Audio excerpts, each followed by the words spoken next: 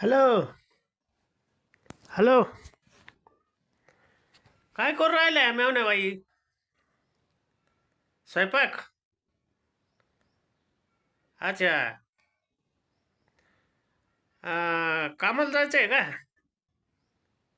कुठं? कापूस याचायला? कापूस याचायचा किती रोज पडतो मग? 500-600 रुपये? चाय इड गडी माणसाला 500-600 पडत नाही न तुला. बाय माणसाला 500-600 रुपये? बरे.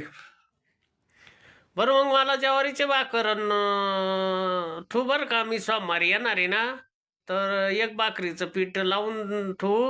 मग मी सोमवारी आलो का, मग मला खायला. हां, ठेवू का मग? ठेवशील ना? हां, बरं ठीक आहे, चला. ओके.